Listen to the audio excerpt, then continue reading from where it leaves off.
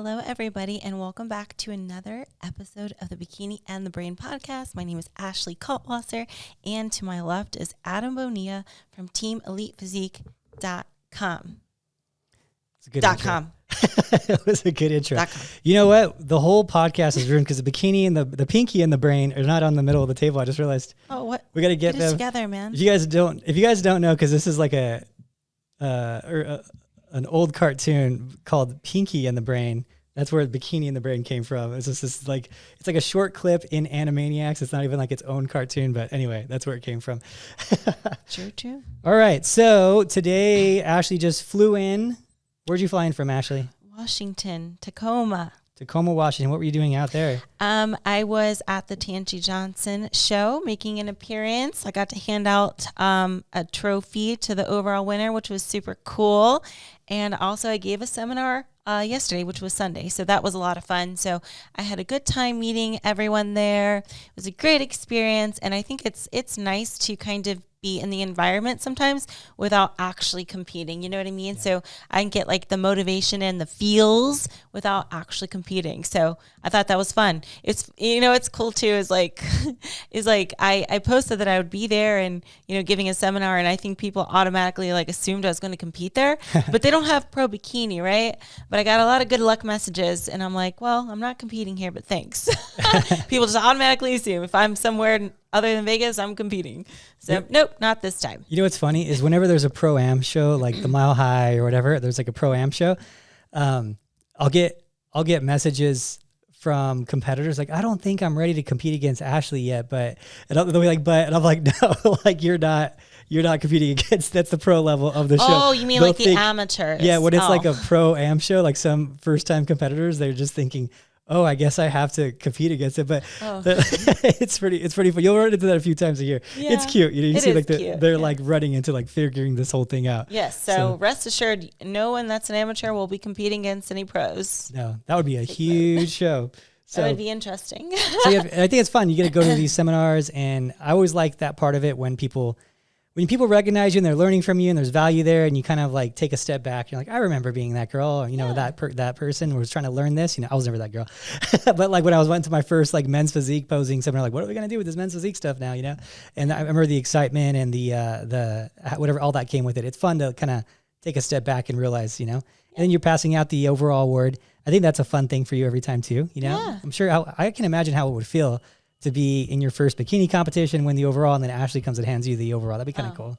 No biggie, no biggie. But a lot of people mention that they listen to our podcast. So maybe some girls that I met at the show will be listening to this one. There you go. They will be. So. Well, hopefully hello, everyone that I met last weekend.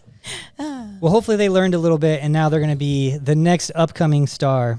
And then we have just to give you guys a heads up, our next posing seminar will be July 15th and then August 12th here at the CPC in Las Vegas. So, yeah. And also followed by you said glute camp too, right? Yep, glute camp follows those. Sorry, I wasn't paying attention. Yeah, glute camp follows those too. So it's a good time to come out. Yeah. But anyway, today's podcast, what are we talking about, Ashley? Let's talk a little bit about strong-minded people versus weak-minded people, and what is the difference? How can you improve if you are one of those weaker-minded people, and maybe you're actually stronger than you think? Yeah, and I think what's also important to even just start this with is to talk about how you're going to have fluctuations of being both too, I think there's going to be variations of where you're at within that strength. And I like, on my part, I would say Ashley's at 10 out of 10 at her strongest mental state right now, because you've been doing this for a very long time, and you've kind of gone past that point of needing to do it to maintain a look, but just like wanting to do it at this point for you. Mm-hmm. And so once you get in that zone, it's great, because it's not even like you require strength. It's just how you live. It's like a different thing. It's like, oh no, this is what I do. This is what I live like. This is how I eat. This is it. And it's a great place to be, but it's really hard. And I've been in both many times. And so like right now I'm in that like middle ground with my fitness stuff, in terms of like my workout intensity, my adherence. Well, my adherence to diet's always good, but my workout intensity for bodybuilding is kind of minimized right now because it's maximized for another sport. But the will is it varies. It has some variations, and I think that there's important steps we could take to strengthen that over time. And who's better to talk about it than you? Because you're at that 10 to 10 right now. Oh, well, shucks. Thank you so much. I think you give me too much credit sometimes, Adam. I appreciate it, though. Yeah. It's funny is I gave you less credit earlier. I gave you less credit when we first started, but after this many years now, because I've seen so many, and you've seen it too. I've had so many athletes like, I'll do whatever it takes. I'll do this. I'll do that. And I'm like, and I've even said to her, I was like, oh, that's my next Ashley right there. That's my next Ashley. And I've told you that. And then they fade. Like they maybe last 6 months like that, 4 months like that, one prep. And you're like, man, this girl's so dedicated. She's going to be the next robot bikini girl who's like just going for it and competing. And, and it's like, oh yeah, she lasted 14 months. That was a good run. That was good. But then she broke. Right. So the key, what I always say though, my saying, whenever you tell me this, what I say? I'll believe it when I see it. Close. I say, that's what they all say, that's right? True. Yeah. Everyone says it because everyone can talk the talk, but can you walk the walk? And that's the real question. Walk the walk for a prolonged period of time. That's the thing about this sport is it's not, too many people look at it as a 16-week period. They're like, 16 weeks, I can be my best. And I think it's awesome. And you deserve accolades for being great for 16 weeks. But if your goal is, hey, I want to be the next Miss Olympia, the next this, it's going to take more than 16 weeks of adherence. It's going to take a very long time of adherence. The physiques getting on the Olympia stage these days are, 5-year physiques. They're advanced physiques. They're not, oh, I saw this girl at the beach at Huntington Beach last week, and I'm going to ask her if she wants to do a competition because she kind of works out here and there. No, this girl's been bodybuilding basically for 5 years, and that's how her glute tie-ins look like that. It's how her shoulder caps look like this. It's a different thing. So it's going to take some time, some adherence, some time. Mm-hmm. So yes, and we all have to be patient with that. So I wrote down a few little blurbs here about being strong-minded. Strong-minded people are typically confident, resilient, strong-willed, clear on who they are and what's important. Strong-minded people are focused on being mentally strong to help them navigate their fears, failures, experiences, and obstacles. Because please, everyone know, we all deal with obstacles. We all deal with low points. We all deal with failures. But how you handle them, I think, speaks volumes about how strong-minded you are, Whereas one person can see a failure and give up and get frustrated, the other strong-minded person might see a failure and think of it as a learning lesson, something that they're going to improve for next time, but aren't going to give in so easily. When I think of somebody that's strong-minded, the first thing that comes to my mind is somebody that doesn't let excuses overcome them, okay? Because there could be 5 reasons why I don't have to be here sitting in this chair talking, or how I could have missed my workout today. I could give you 5 excuses, but nope, I'm here. I show up every time. I get the job done, right? So in comparison to a weak-minded person might see any opportunity for an excuse and kind of wiggle their way out of it and think, oh, I give it up so easily just because of this reason or this reason, because we all have excuses. But how do you handle these excuses? How do you overcome these excuses? And I always say this too, is like some of the most successful people in the world aren't letting those excuses overcome them. They're not like, oh, I can't do this today because, I'm a little tired and, this and that. I'd rather, go golfing today instead. Nope. They're finding ways to navigate around that excuse. So finding solutions to excuses rather than letting that overcome them. Yeah. That's what comes to my mind when I think of a strong-minded person. How about you? I would agree with that because it's tough too, because as you climb the ladder, it gets even harder to stay motivated too. I will say that when you're hungry and you haven't achieved that much yet in, like, let's say your sport, whatever, I would say you see people kind of fall off once they've accomplished some things. They pull back a little bit. They rest a little more. They accomplish their goals. You see that with a lot of people who, what's funny is I was watching a podcast with Patrick Bet David the other day, and he was talking about these successful people who he's like, he was talking about being a successful person, being successful, and then all of a sudden, a few years later, they're not successful anymore. They're not doing it anymore. He's like, it's weird when I see people like Warren Buffett who are crazy, crazy rich. He doesn't spend any of his money. He lives in this regular house, right? He's like super humble guy. And he still keeps working that hard. It's like, how does he stay motivated when he's already accomplished everything? He's never going to use any of his money. Like, it's just because he's doing it for a passion. He just does it for his passion, right? And so he was explaining, he was like, a lot of people that get successful, they kind of stop. They kind of get to that point and then they just stop because they've reached their goal and then they're like done, right? But I could say that about you, where there's no, arguably there'd be no real reason. There's nothing you have to prove at this point anymore, but you're still super motivated. And I think that that's awesome that you still do it. It's really admirable because it's hard. I'll say, even as a coach, I wouldn't say as a coach, because as a coach, this is my passion, my life's thing. But as a business owner, as soon as I made enough where I kind of didn't have to worry about it anymore, it's hard to like focus so much on like the business part. You're like, like you're because you could have that mentality. You're kind of like, I don't really need the money anymore. It's just kind of just for hobby. But luckily, this is my sport too, and it keeps me competitive. And I'll have a moment like that, and I say to myself, okay, well, if let's say I did go and live on a beach somewhere and whatever, just kind of worked online, and made whatever I needed to make, which is not much now. What would my life be like, right? And I'm like, man, that would suck. like I think of, so it puts me in my place, and it puts me in my place. Like, I love this. I love competing, and it's my passion. And I compete against other coaches, so that gives me my thing. But I think that you need to shut that guy up in your head, because he will come around. It doesn't matter where you're at in your prep, in your life. That guy's going to start talking. He's going to get a little louder at times. You're going to have to shut him up. And I think that is something that everyone has to deal with, and some people just let that guy take over. Like you said, that voice has to be in your head too, saying, you don't need to compete this weekend. Like, you don't need to, or it has to be, right? I mean, do you have that happen to you, or is it just you've trained it so much that he doesn't even talk anymore? Oh no, I'm like on autopilot. Yeah. I just do. Yeah. I just do. But I kind of wanted to touch kind of base back with what you said. It seems like some people become complacent whenever they reach a certain level of success. And I've said this many times before. I never want to get comfortable with winning. I don't want to get used to it, I should say. Yeah. I never want to just be like, oh, yep, another week, another win. Yep, on to the next. No, that's why every time I do win, it's like such an amazing thing to me. It feels like my first win. I never want to get used to winning. Yeah. Like, I don't want that to become just the norm. So in order for me to do that, I kind of have to put myself in a place like, I'm just like everyone else on stage, right? It's hard. It's a tough prep. Or I should say it's a tough show.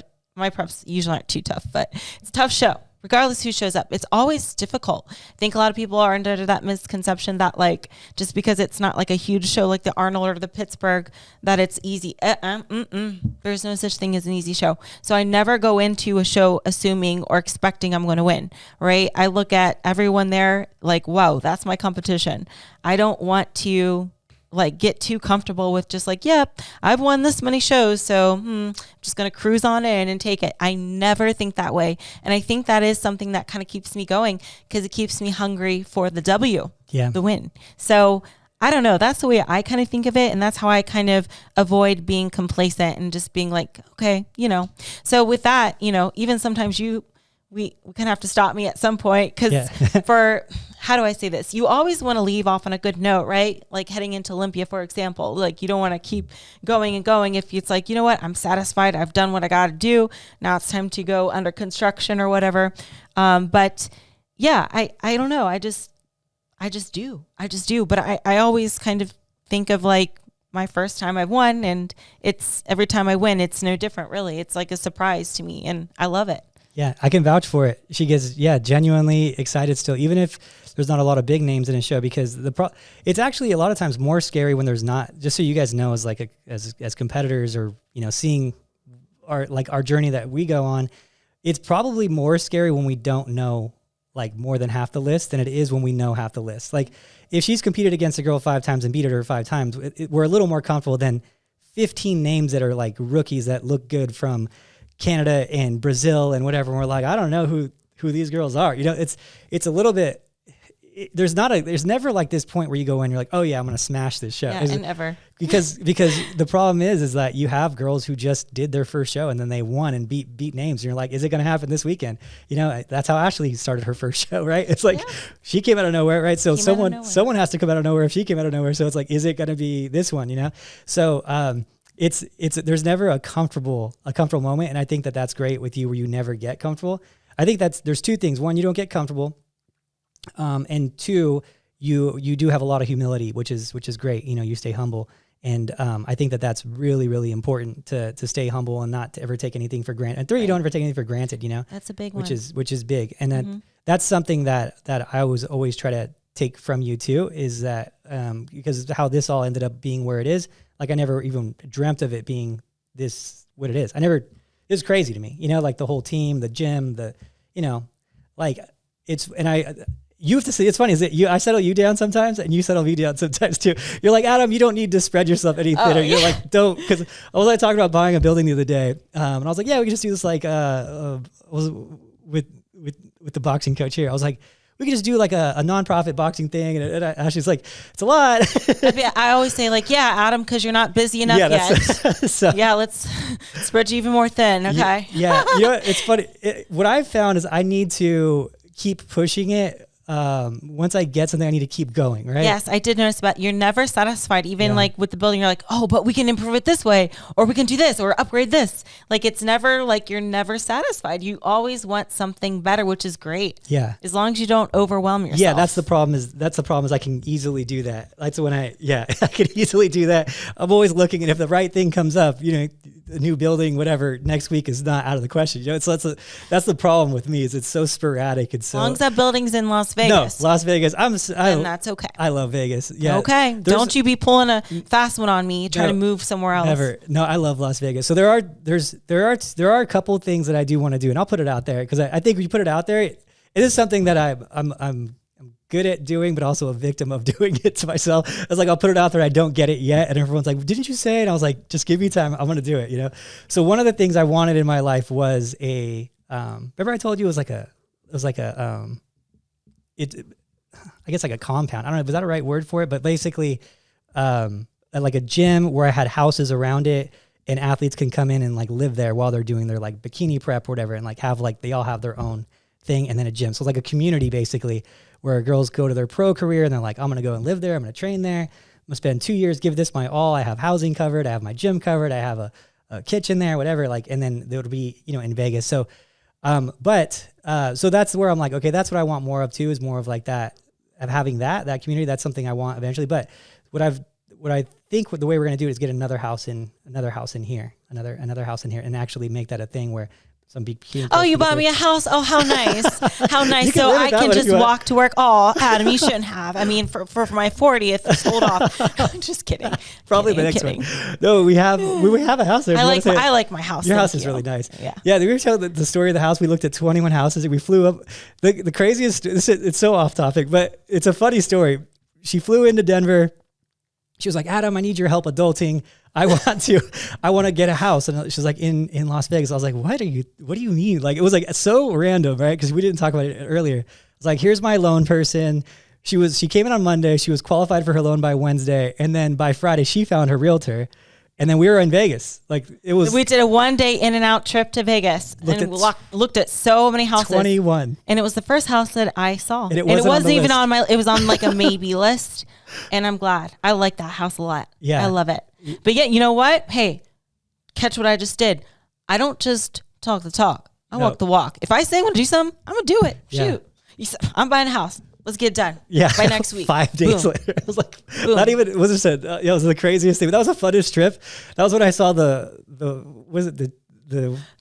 woman pigeons or women ducks or something. Women rooster, or was it women chicken? Women chicken. It was female turkey. Women turkey. Female woman turkey. Something was crossing the road. I was so excited. It was so funny. Okay, so this is one of the dumbest. We're going things. off topic. This is we're going deep. Probably the dumbest thing I've done, maybe in my life. I don't know. So there was this. I was new to Vegas, and there's this bird. I guess a bird. I still don't know what it was. It looked like a turkey walking across the street. And it was like, this is weird. Like we're just in all these neighborhoods and we're in the hills somewhere. And there's this like bird but it had like a turkey head, like that red turkey head, but it didn't have the gobbler. The gobbler, is that what the gizzard? I don't know what it is? is. The gizzard? I don't know the hanging thing. And I like saw it. I was like, oh, is that a woman turkey? like a female turkey is what I meant, because it didn't have the gobbler. So and then we were starting cracking up because I was just like trying to get her to see it before it was. We've been using that as a joke for like a few years. It's so funny. That was a good one. Yeah. Yeah, I guess it's more of a I had to be there type of thing. But it was funny. I was like, is that a woman turkey? All right, back to topic. Sorry, distracting. Yes. One thing successful people don't do is get distracted too easily. Yeah, you know what? You got a lot on your hands. Yeah, that's definitely you for sure. You got a lot to juggle. So going back to what you were saying earlier, having that gratitude, it definitely goes a long way. And here's the thing: as you become more successful, more opportunities will come your way, and some people would expect more and more, and that's natural. But there's a point where gratitude can then become greed, right? Because you think you're someone, because you've done so good and you're so successful, you now have this ego, and you have a saying, ego is not your amigo, right? So, I think one of the great things is having that gratitude and looking at things from a zoomed out perspective, right? So I say this term a lot on here, the zoomed out perspective, okay? So meaning, you're successful, you're on top of the world, you're doing everything right, everything's coming your way, things are good for you. And, then you start to expect more, and you start to expect more, to some extent, yes, you should, right? But at the same time, when things don't go your way, that can also lead to disappointment if you're not careful, and you can get discouraged. But sometimes it's good to take a zoomed out perspective, like zooming it out, just like on your phone, just zoom out. Okay. You like pretend that like you're on Google Maps, right? And your little location is as a dot, just zoom out. Okay. So look at the zoomed out perspective. Gosh, you already did so many great things. Perhaps you went farther than you thought you ever could. But not only that, is you even being able to compete, assuming we're applying this to competing, being able to compete itself. Wow, that's pretty awesome. Like, you're in a good place in life if you're able to do that. You're healthy enough, I'm assuming. You can afford it. You have time on your hands to do so. You're in a good position in life to be able to do this. And regardless of how your show goes, like, look what you already accomplished. Like, something that most people will never be able to do, but they want to look like you, right? Yeah. So it's nice to kind of like look at the bigger picture sometimes and realize how far you've come. And even if you're going through a point in your life where it's like a little bit of a lower point, hey, with lows, there's also highs, and lows and highs. Nothing's ever like consistent. There's no consistent rise to the top. There's always some dips, and then there's some rises and dips and rises and dips and rises. But the problem becomes whenever you let those dips just go down deeper, right? Because you can also go down further if you allow yourself to do so. But again, the strong-minded person will be like, you know what? I'm going through a low point. I'm not going to let this happen for too much longer. All right, I'm pushing through this. I'm going to stick with it no matter what. I'm going for it, And then once you get out of that rut, you just keep climbing back up until you hit another one. But you're not going to let those little ruts bring you down all the way. You're just going to keep climbing and climbing and climbing. Yeah, I like how you do that. And what's funny is coming from the coach's perspective, that's something that I was always. And it's funny how it's so funny because the application's the same. It's just a different like view of how it is because it's a coach's perspective. And I've had, issues before with people saying, why do you work so hard? Why do you work so hard? Like, relationships really is always the issue. And I always explained, being a coach is kind of like being an actor. Like actors are hot for, a couple years. And you're like, remember when whoever came out was like this big actor and they're like big name and they were like hot for like 3 years, 2 years.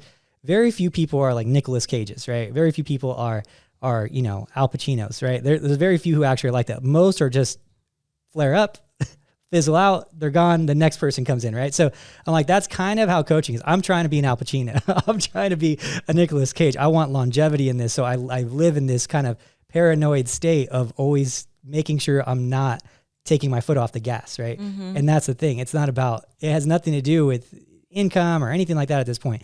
It's really just don't take your foot off the gas. And it should be the same thing as an athlete, you know, Absolutely. always constant, try to be a little bit better, stay relevant, be a little bit better, you know, make those tiny improvements that you from show to show, stay in front of the judges, you know, that type of thing.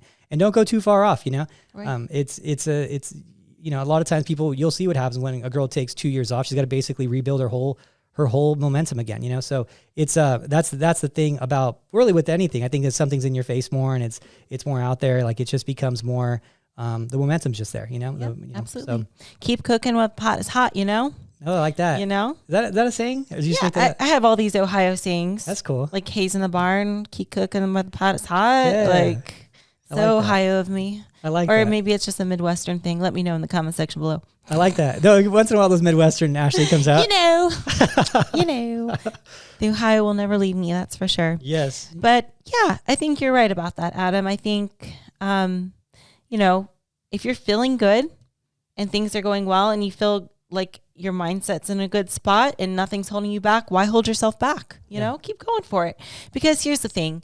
You never want to live a life of woulda, coulda, shouldas. You know, what if I would have done this? I could have been this. I should have done that. Yeah. You never want to live that way. Sometimes it's almost better mentally just to go for it and fail than to always wonder what if. Like, what if I just went for it?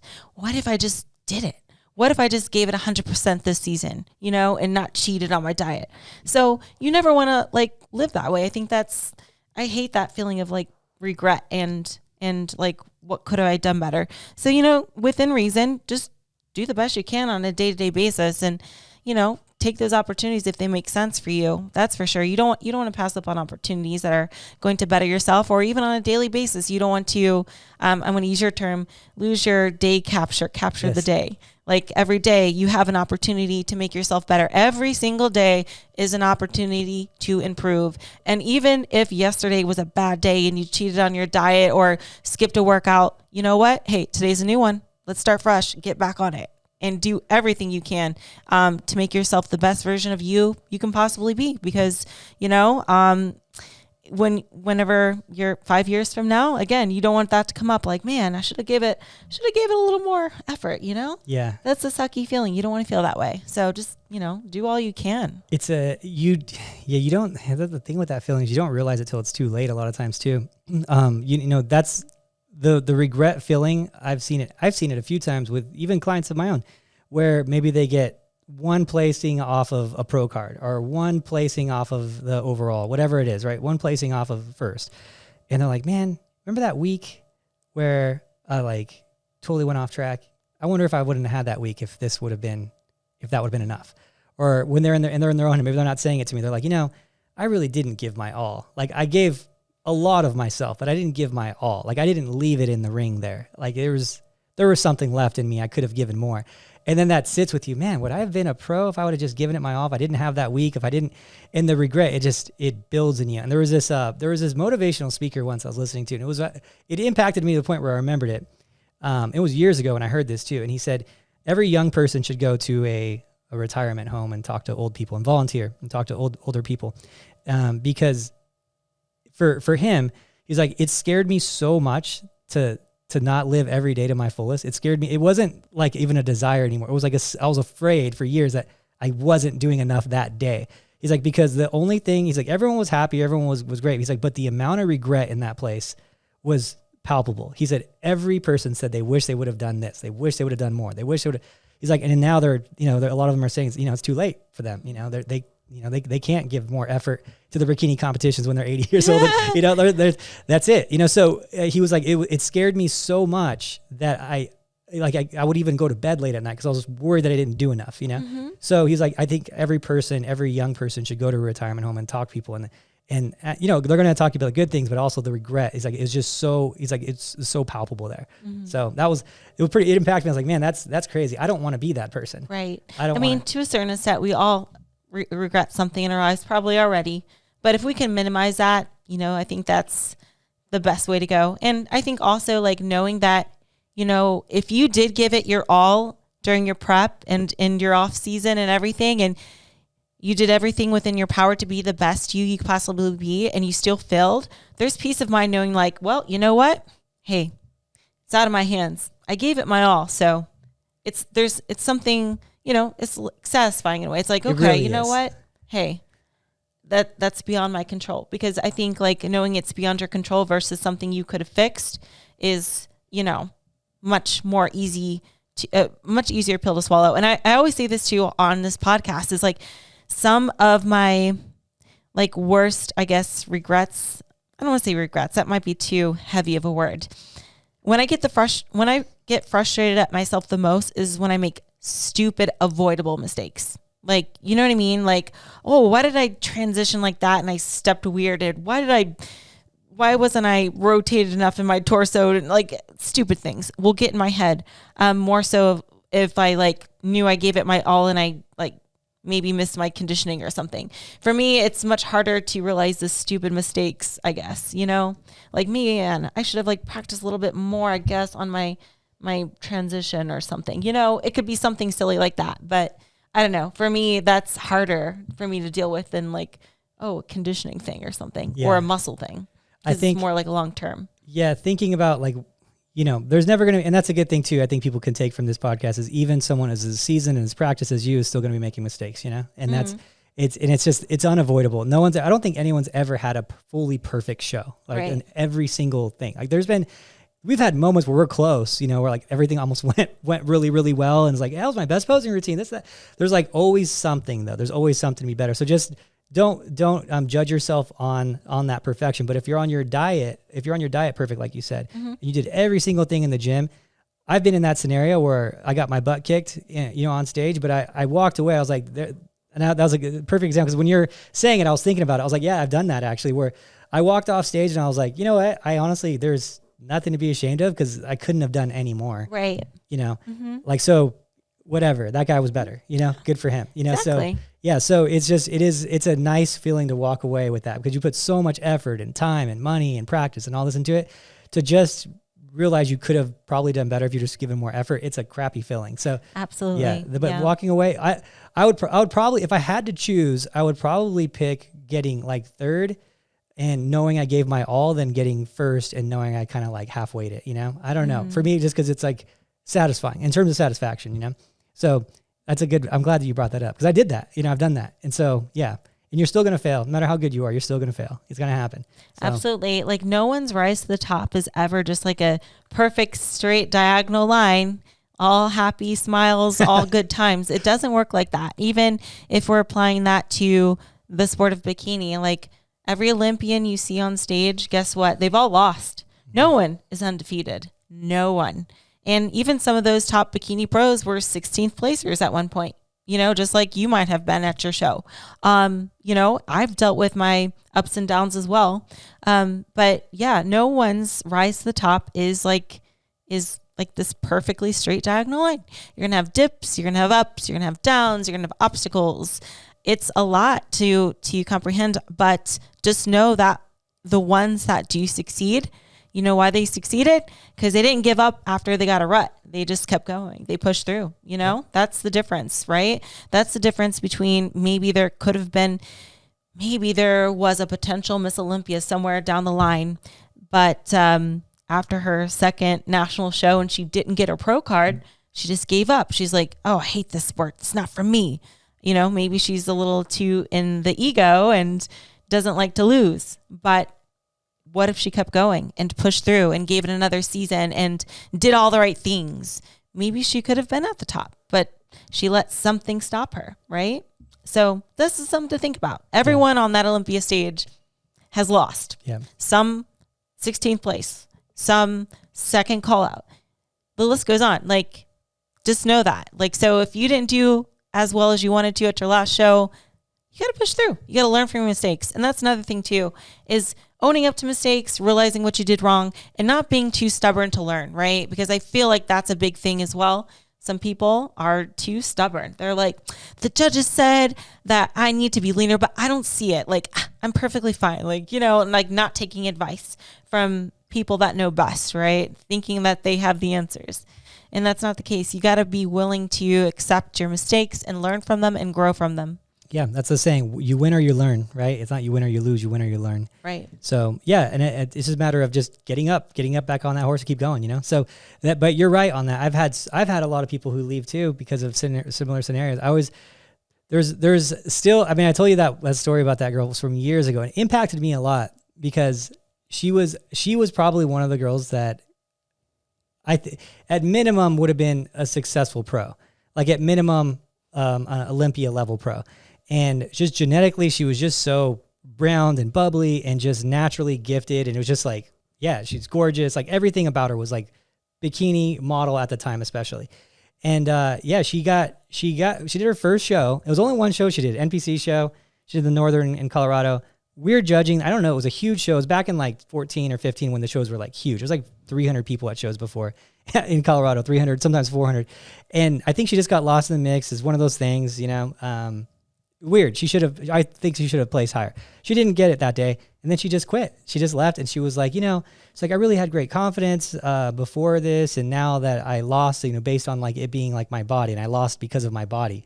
She's like, it really like threw me through a loop. And I realized it just wasn't for me. And I was like, well, you know, nothing I can say to that. I support it if that's what you do, but I just think that you just got missed in the mix. You know, it's that you maybe they just didn't see you. There's a lot of people on stage. It's one of those things. It shouldn't ever happen. Does it happen every now and then, once in a while on a huge show? Maybe, right? And it looks like that's what happened this time. And but she never came back. And that one always bothered me because I was like, man, she could have been so good. And it's just, you know, if she would have done the next year, she probably would have won the overall. Mm-hmm. Yeah, but I couldn't convince her otherwise. You know, I tried. Right. And so, yeah, you're probably right. How many Miss Olympias, uncrowned Miss Olympias is there out there, right? Probably a good amount, right? Probably a few. So yeah, because you know what? Just like you need the physique, the genetics to become Miss Olympia, you also need the mindset. Yeah. So you have to have that strong mindset. So even if they have all the tools necessary, if they don't have the mindset, it's not going to work. Yeah, it's probably the most important thing, actually. You know, when you think about it, because you're going to get beat up. Mental. This sport is very mental, especially in bikini. We always say you got to be so mentally tough, and you got to have some thick skin in bikini. Because one week you win, the next week you got second call out. So you never know. You never know who's going to show up or how it's going to be judged. And you know, with bikini, it's a little more subjective, right? So it's not a clear cut like bodybuilding, like the biggest, most symmetrical, leanest guy wins. It's not like that with bikini. There's a lot that goes into it, right? So, you know, that's something to keep in mind. And there's so many, like you said, so many athletes, potential that could have been something great, but they let their ego maybe get the best of them or just gave up too easy because they're a little bit weak-minded. Yeah, that is a big part of it. So it's a big component. So there's so many components of putting together like the cake of a bikini girl, right? It's like you have, you know, like your eggs and your salt and your this and your that with the bikini girl. It's like there's so many pieces. It's like genetics and hard work and proper programming and mindset and adherence to diet, adherence in the off season too. Like to make the bikini cake. How many? We gotta put that like as a pie chart. Yeah, I want to put like a bikini ingredient cake pie chart. Can we bake it? Put it. Yes, bake it. It would be. Have Sam do it. She's really good with these recipes. It would be a real nutrition label. I'll tell you that would be a real one. So, you know what's funny on that nutrition label? When American Dream reached out to me, Nut Butter, and they were like, "We are so happy that you tested our product. We want you to test another one. I love that. Look at that confidence, dude. I love their stuff, by the way. Yeah, other companies like, the test is going to have variable batch like all these excuses in American Nut Butter's like, I'm going to send you everything. Bring it on. Yeah. I talked to you this morning. I said, hey, if you want to pay for it, I'll pay. I'll test all of them, you know? Like, dude, whatever. That's awesome. They're like, I want to test my cookie. I want to test it. I was like, he's like, you have cookie now? I guess. I haven't had, yeah. They reached out. I told them to reach out to you. They're going to send you some. Dude, I want some cookies. Yeah, they'll send you some cookies. I told them to reach out to you. They're going to send you some nut butters and stuff. But, woot. Yeah. Woot, so, but isn't that's what I want to see, a response from a company. Test all of them. Yeah, I'll pay for it. My stuff's legit. Isn't that? Yeah. Now, come on, dude. I like that. Can we have a round of applause? Do you have the round of applause button? I don't know. You better remember. You bet. I'm gonna go for it. Pressure. No. Wait. No. There it is. Yay! American Dream Nut Butter. Yes, they're not even sponsoring this. Yeah, they're so. Well, they got a free plug because they're so Awesome. You know, I like that. And that's the type of reactions that, Dude, that's what we need in all of our food labels and companies. So, you know, Yeah. and with them, they don't have to overcome adversity because they're ethical in the first place. You know, look at that. Word. Anyway, back to our, we're talking about, negative thinking and balance of positive and negative thinking. Yes. So, I think we should kind of go over a little bit about some qualities that weak-minded people might have, because we definitely gave a lot of strong-minded ones. So, weak-minded people obsess over problems. Everyone's got problems. You know, Adam's got 99 problems. But what's not a problem? But a prep center ain't one. Yeah. You could have done better with that one. I just gave you a layup right there. I'm disappointed. I know.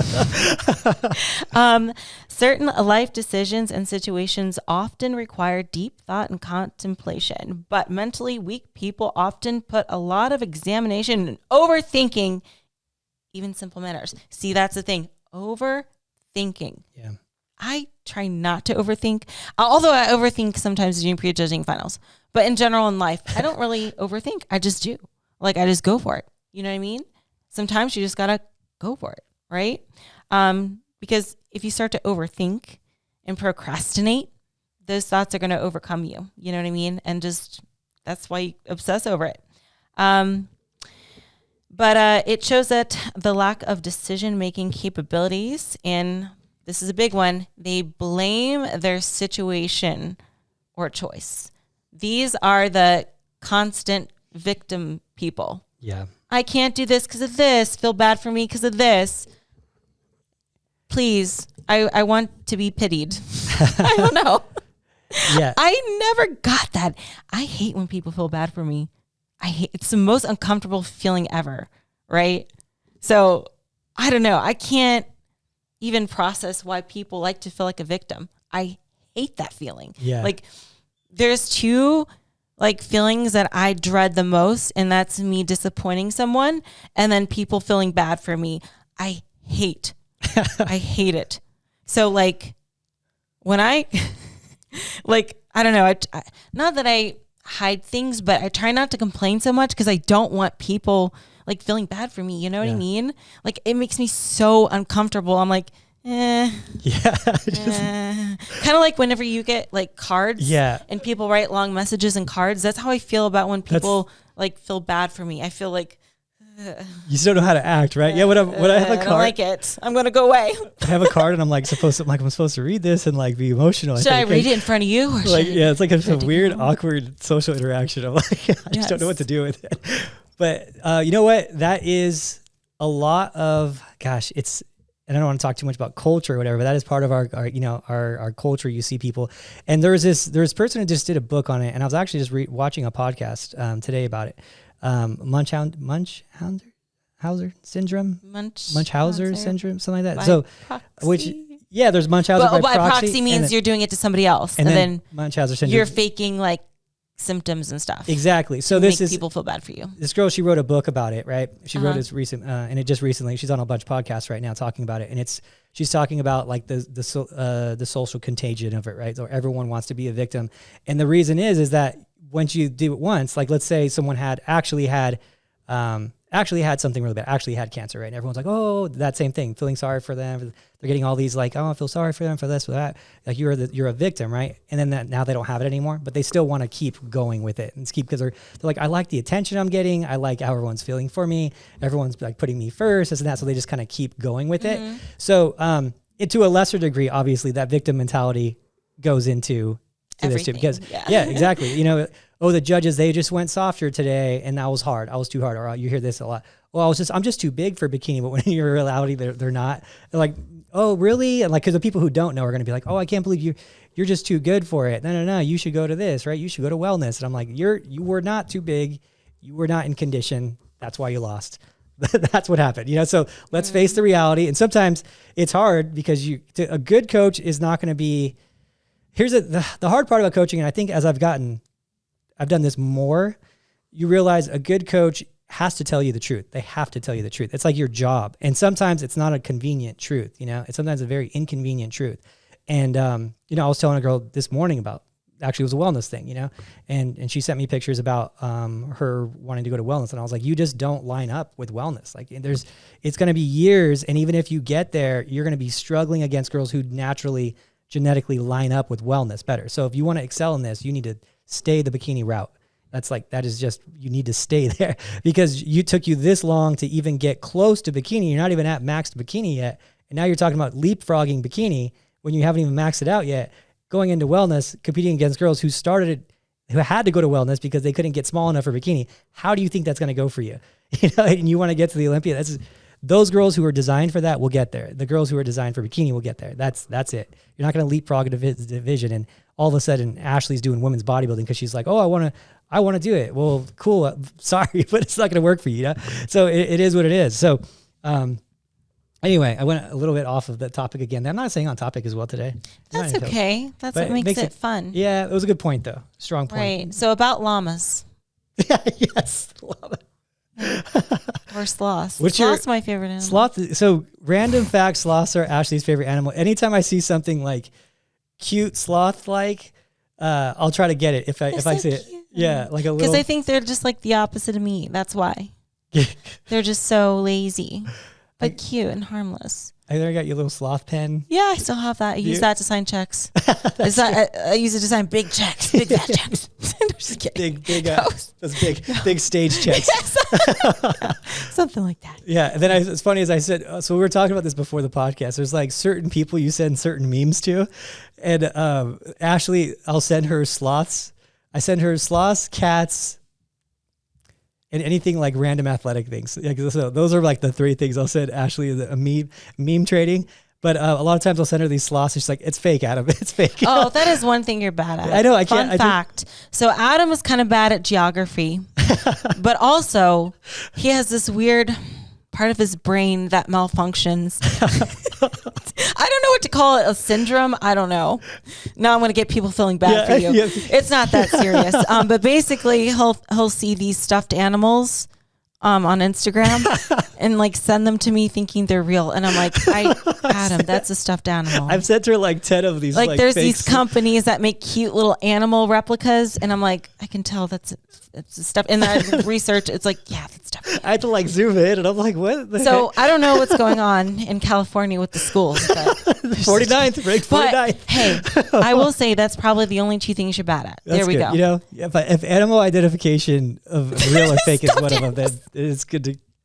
I don't know. I don't see how that's Go get useful. that looked at. Yeah, those sloths get me every time. It's so funny. I'm like, now when I send them to you, I like really look. I like really zoom in. I'm like, no, that one's too cute. It's like too perfect. Yeah.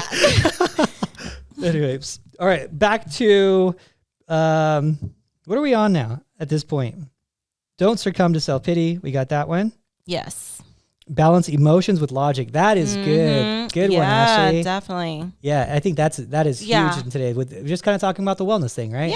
Yeah. Like balancing your emotion that you want to do wellness with logical conclusion of I'm not built for it.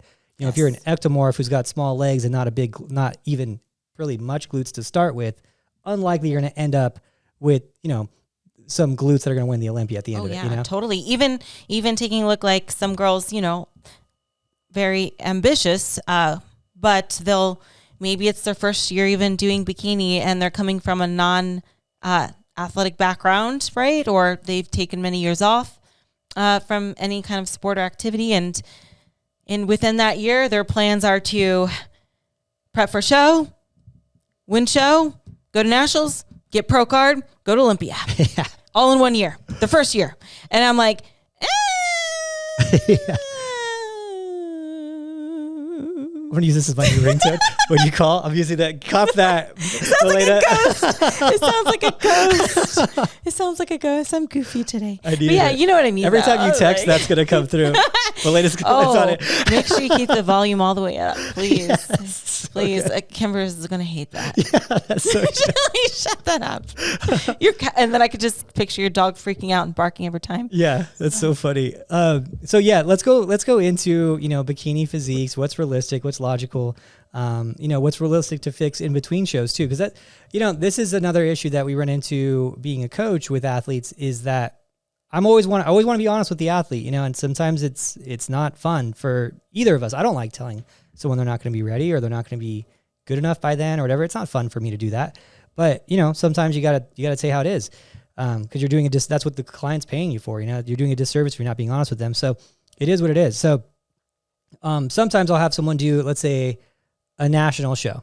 And I think that, you know, they're pretty much ready to go to nationals. They're there, but then they get to nationals and I see everyone next to them and I'm like, oh, she's still got a long ways to go. She's got a lot more muscle to grow. She's got this to go, you know, she's got this to do, this, that, right?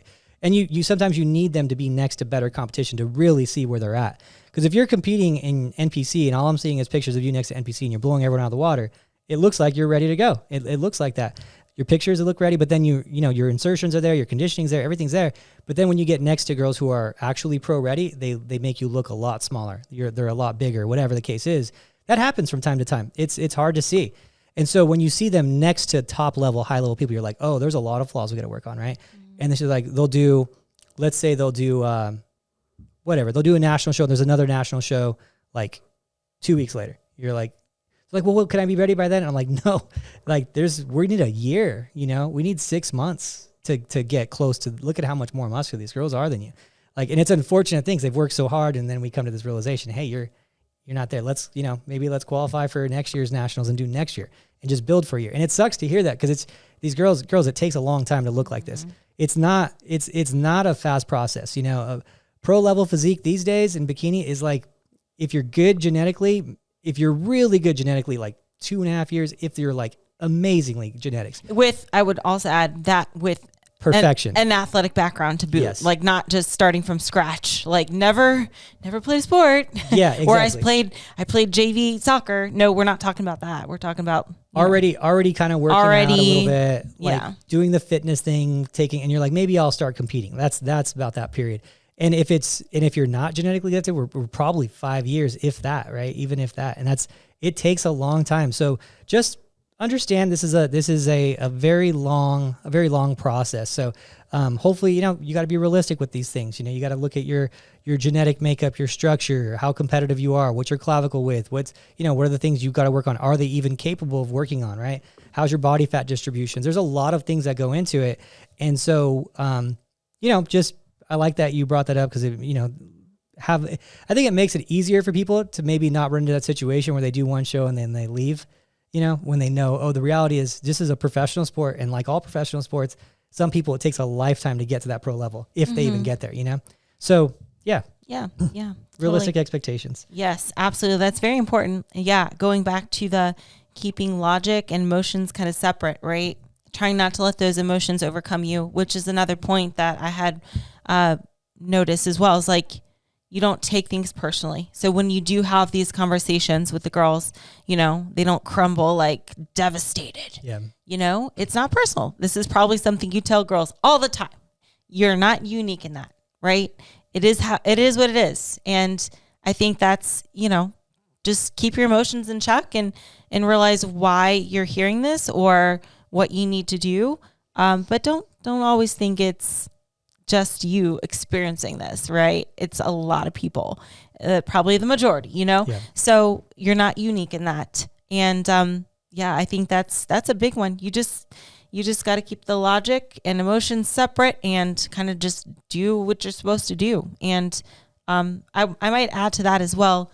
Whenever you are like a, strong-minded person, I think a good thing would be to build up tolerance for this, right? Because you're going to hear a lot of feedback, whether it be from Adam telling you you're not fit for the division, or a judge telling you you need to work on something, or somebody online saying something that about you, and maybe they know what they're talking about, maybe they don't, they probably don't, or somebody at the gym, or your mom, or your dad. You're going to hear a lot of, you know, negative feedback, but you got to learn how to deal with that, you know, because we all experience it. Everyone does. So, you know, don't let it take over. You got to just have that strong mentality like, hey, I know I'm going to find a way somehow to meet my goals, even if it's not in the division I want, or find a show that would, you know, be fitting for my time frame, but keep it realistic. Very, very important to keep it realistic.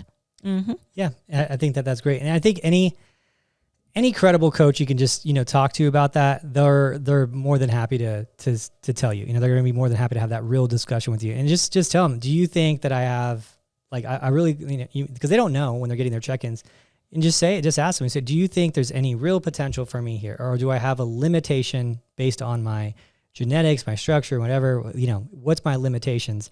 And if you're asking, like, they'll tell you, if they're, because they know where you're at, I know where that person's at when they're asking that question. Yeah. And so I will happily tell them. And sometimes I even start off, like, I'll do these physique assessments.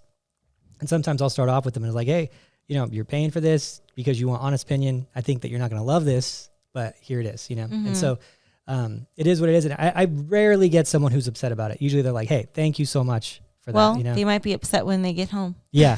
They're not going to tell you. I think it's one of those things that like fester in your head though, right? Like it'll just keep growing in your head. You're like, man, totally. But it's just one of those things. It can get to you, I'm sure. So, but we all experience it. This is part of life, right? We're trying to get better. And that's what I love about this sport so much is that this teaches you how to be tough. It teaches you how to overcome adversity, how to stay mentally sharp. And then once you get out of this sport, or you're even in this sport and you're in the real world, you could apply all these lessons that you learned and you just keep growing. And anyone who's done this sport well is usually doing really well in their other world. And that's why I love this sport more than anything, is because there's no way I would have been this successful if I didn't start doing this when I was younger, because it instilled something in me that I didn't even know I was doing. It was like, oh, I gotta work. I gotta wake up. I got to do my cardio. I got to work out after school. I got to eat right if I'm wanting to build muscle. I have to, log my workouts. I have to study this stuff so I can get to be as good as I can at it.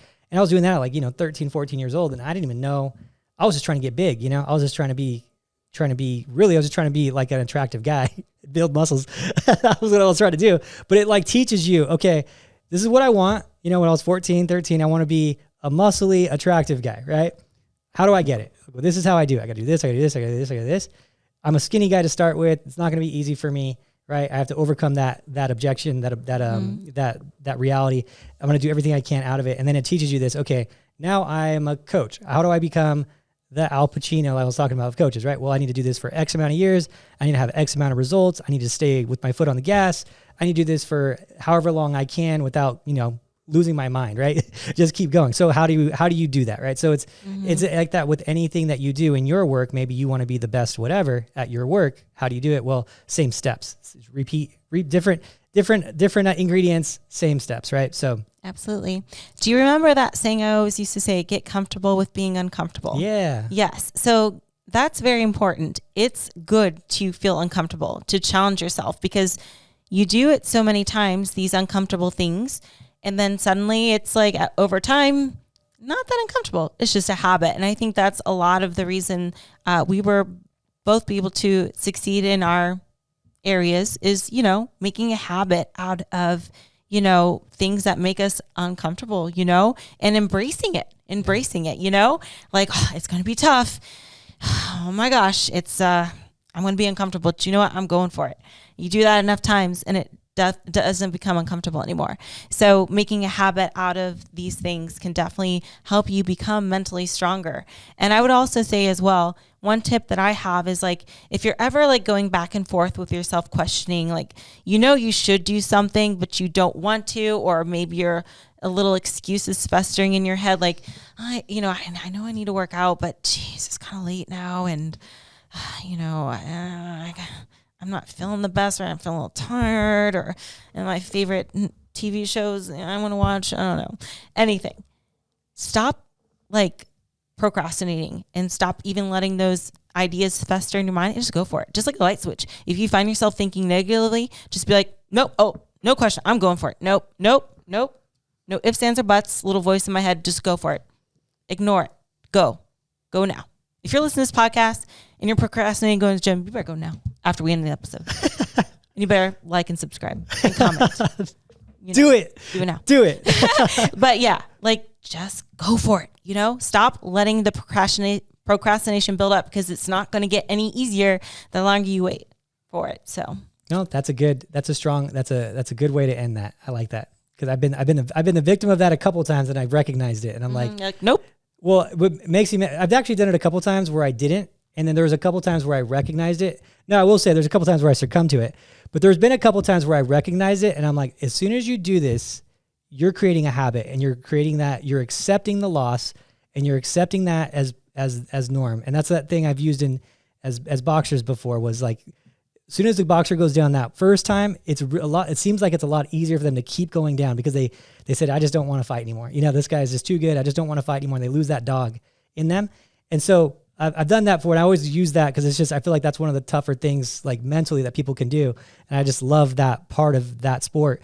And so I've been in bed where I like didn't work out, and I was like, no, I'm going to go have a crappy workout. I don't care. I'm going to get up, I'm going to do it. And I'm going to like say, I didn't give in to that today. I've done it a couple times, but there has been a couple times where I was just weak, and I was just like, man, I can't believe I was weak today. And I like punished myself for it. But, but yeah, it's a huge thing, that winning that mental battle and never giving in, because as soon as you give in, it's a lot easier the next time, a little bit easier the next time. It keeps going easier and easier. The next thing you know, you're barely working out, So like, yeah, you're stronger than your excuses. Yep. If there's a will, there's a way. Get to it. All right. With that, that's a good motivational thing. I'm going to go work out now. I'm going to go pump some weights, Ashley. I'm all pumped up. Heck yeah. See, it's either 3 scoops or 1 motivational speech from Ashley. There we go. Stimulant free. Stimulant free. Yeah. So anyway, with that, guys, and our new sponsor, Ashley Motivational Pre-Workouts, we will talk to you next time.